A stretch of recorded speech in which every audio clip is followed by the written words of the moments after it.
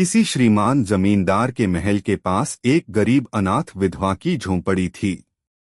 जमींदार साहब को अपने महल का हाता उस झोंपड़ी तक बढ़ाने की इच्छा हुई। विधवा से बहुतेरा कहा कि अपनी झोंपड़ी हटा ले, पर वह तो कई जमाने से वहीं बसी थी। उसका प्रिय पति और एकलौता पुत्र भी उसी झोपड़ी में मर गया था। पतोहू भी एक 5 बरस की कन्या को छोड़कर चल बसी थी। अब यही उसकी पोती इस वृद्धापकाल में एकमात्र आधार थी। जब कभी उसे अपनी पूर्वस्थिति की याद आ जाती तो मारे दुहक के फूट फूट कर रोने लगती थी, और जब से उसने अपने श्रीमान पड़ोसी की इच्छा का हाल सुना, तब से तो वह मृतप्राय हो गई थी। उस झोंपड़ी में उसका ऐसा कुछ मन लग गया था कि बिना मरे वहां से वह निकलना ही नहीं चाहती थी। श्रीमान के सब प्रयत्न निष्फल हुए, तब वे अपनी जमींदारी चाल चलने लगे। बाल की खाल निकालने वाले वकीलों की थैली गरम कर उन्होंने अदालत से उस झोंपड़ी पर अपना कब्जा कर लिया और विधवा को वहां से निकाल दिया। बिचारी अनाथ तो थी ही, पाड़ा पड़ोस में कहीं जाकर रहने लगी। एक दिन श्रीमान उस झोंपड़ी के आसपास टहल रहे थे और लोगों को काम बतला रहे थे कि इतने में वह विधवा हाथ में एक टोकरी लेकर वहां पहुंची। श्रीमान ने उसको देखते ही अपने नौकरों से कहा कि उसे यहां से हटा दो, पर वह गिड़गिड़ाकर बोली कि महाराज, अब तो झोंपड़ी तुम्हारी ही हो गई है, मैं उसे लेने नहीं आई हूं।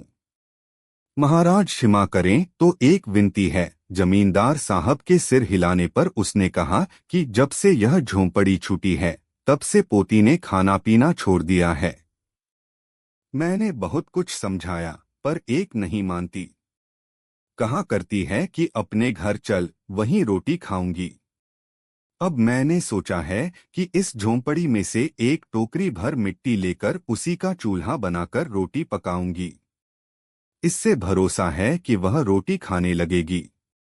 महाराज कृपा करके आज्ञा दीजिए तो इस टोकरी में मिट्टी ले जाऊं। श्रीमान ने आज्ञा दे दी। विधवा झोंपड़ी के भीतर गई। वहां जाते ही उसे पुरानी बातों का स्मरण हुआ और आंखों से आंसू की धारा बहने लगी। अपने आंतरिक दुहक को किसी तरह संभाल कर उसने अपनी टोकरी मिट्टी से भर ली और हाथ से उठाकर बाहर ले आई।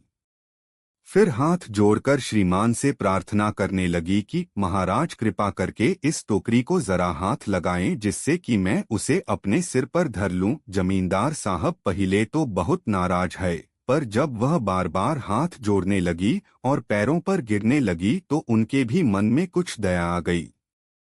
किसी नौकर से न कहकर आप ही स्वयं टोकरी उठाने को आगे बढ़े।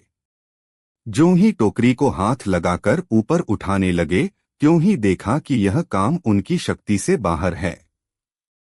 फिर तो उन्होंने अपनी सब ताकत लगाकर टोकरी को उठाना चाहा, पर जिस स्थान में टोकरी रखी थी वहां से वह एक हाथ भर भी ऊंची न हुई। तब लज्जित होकर कहने लगे कि नहीं, यह टोकरी हमसे न उठाई जाएगी। यह सुनकर विधवा ने कहा, महाराज नाराज न हो, आपसे तो एक टोकरी भर मिट्टी उठाई नहीं जाती, और इस झोंपड़ी में तो हजारों टोकरियां मिट्टी पड़ी है। उसका भार आप जन्म भर क्यों कर उठा सकेंगे? आप ही इस बात का विचार कीजिए। जमींदार साहब धनमत से गर्वित हो अपना कर्तव्य भूल गए थे, पर विधवा के उपरोक्त वचन सुनते ही उनकी आंखें खुल गईं।